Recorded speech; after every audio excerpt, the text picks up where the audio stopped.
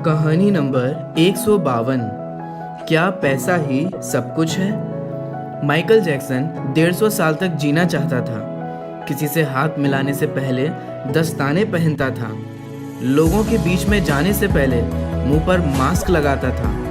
अपनी देख रेख करने के लिए उसने अपने घर पर 12 डॉक्टर्स नियुक्त किए हुए थे, जो उसके सर से लेकर पाँव के नाखून तक की जांच प्रतिदिन किया करते थे।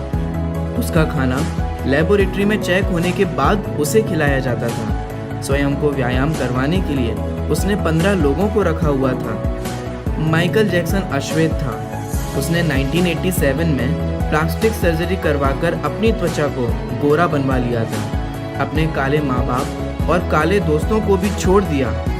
गोरा होने के बाद उसने गोरे माँ बाप को किराए पर लिया और अपने दोस्त भी गोरे बनाए। शादी भी गोरी औरतों के साथ की। नवंबर 15 को माइकल ने अपनी नर्स डेबी रो से विवाह किया। उसके जीवन का बस एक ही लक्ष्य था कि वह 150 साल तक जीवित रहे। इसके लिए वह हमेशा ऑक्सीजन वाले बेड पर सोता था।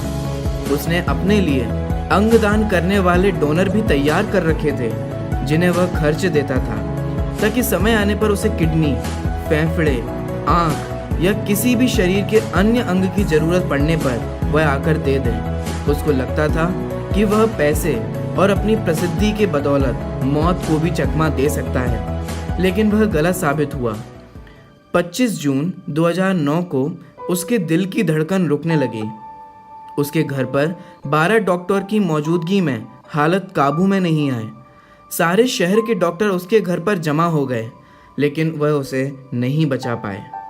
उसने 25 साल तक डॉक्टर की सलाह के विपरीत कुछ नहीं खाया। अंत समय में उसकी हालत बहुत खराब हो गई थी। 50 साल तक आते आते वह पतन के करीब ही पहुंच गया था और 25 जून 2009 को वह इस दुनिया से चला गया। जिसने अपने लिए 150 साल जीने का इंतजाम कर रखा था, उसका इंतजाम धरा का धरा रह गया। जब उसकी बॉडी का पोस्टमार्टम हुआ तो डॉक्टर्स ने बताया कि उसका शरीर हड्डियों का ढांचा बन चुका था। उसका सिर गंजा था। उसकी पसलियां, कंधे, हड्डियां टूट चुके थे। उसके शरीर पर अनगिनत सुई के निशान थे।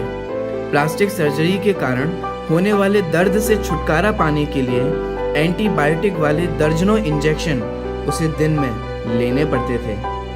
क्या आपको पता है, माइकल जैक्सन की अंतिम यात्रा को 2.5 अरब लोगों ने लाइव देखा था।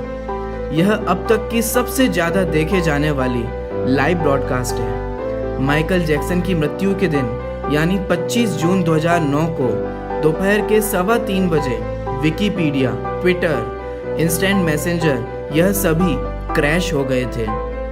उसकी मौत की खबर का पता चलते ही गूगल पर 8 लाख लोगों ने माइकल जैक्सन को सर्च किया। ज़्यादा सर्च होने के कारण गूगल पर सबसे बड़ा ट्रैफिक जाम हुआ था और गूगल क्रैश हो गया। 2.5 घंटे तक गूगल काम नहीं कर पाया। मौत को चकमा देने की सोचने वाले हमेशा मौत से ही चकमा खा जाते हैं। सार यही है कि बनावटी दुनिया के बनावटी लोग कुदरती मौत की बजाय बनावटी मौत ही मरते हैं। ऐसे प्रसंगों को जानकर कुछ गंभीर प्रश्न उपस्थित होते हैं, जिनका हम सभी को चिंतन अवश्य करना चाहिए।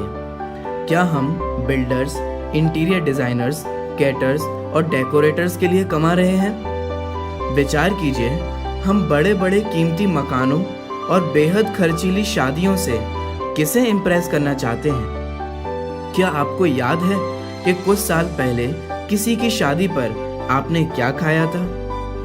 जीवन के प्रारंभिक वर्षों में क्या हम पशुओं की तरह काम में जुटे नहीं रहते? कितनी पीढ़ियों के खान पान और लालन पालन की व्यवस्था करनी है हमें। आजकल अधिकांश लोगों के 2 बच्चे हैं, बहुतों का तो सिर्फ एक ही बच्चा है। तो फिर सोचिए कि हमारी ज़रूरत कितनी है और हम पाना कितना चाहते हैं। क्या हमारी अगली पीढ़ी कमाने में सक्षम नहीं है जो हम उनके लिए ज़्यादा से ज़्यादा सेविंग कर देना चाहते हैं? क्या हम रोज अपने जीवन से कुछ समय निकालकर अपनी शांति के लिए, स्वयं के स्वाध्याय के लिए समय नहीं निकाल सकते? हम कमाने के साथ आनंद भी क्यों नहीं प्राप्त कर सकते? इससे पहले कि आप स्लिप डिस्क के शिकार हो जाएं, इससे पहले कि कोलेस्ट्रॉल आपके हार्ट को ब्लॉक कर दे, ज्ञान और आनंद प्राप्ति के लिए समय निकालिए। वास्तव में विचार करें तो हम किसी प्रॉपर्टी के मालिक नहीं होते। सिर्फ कुछ कागजातों, कुछ दस्तावेजों पर अस्थायी रूप से हमारा नाम लिखा होता है और हमें ऐसा लगता है कि यह जमीन हमारी है। किसी के भी बारे में उसके शानदार कपड़े और बढ़िया कार देखकर ही राय मत बनाइए। इस कहानी का सार यही है कि धनवान होना गलत नहीं है, लेकिन सिर्फ धन संबंधी ही विकल्प करना, सिर्फ धनवान होना गलत है। आइए हम और आप जिंदगी को पकड़ें इससे पहले कि जिंदगी हमें पकड़ ले। आपको ये कहानी कैसी लगी यह हमें कमेंट कर कर अवश्य बताएं। हमने बहुत मेहनत से और बहुत समय निकाल करके इस कहानी को बनाया। आप थोड़ा सा समय निकाल करके इस कहानी को सभी के साथ शेयर अवश्य करें। आपने ये कहानी अंत तक देखी और अपना बहुमूल्य समय इस कहानी को देखने में लगाया, अतः आपका हृदय से बहुत बहुत धन्यवाद।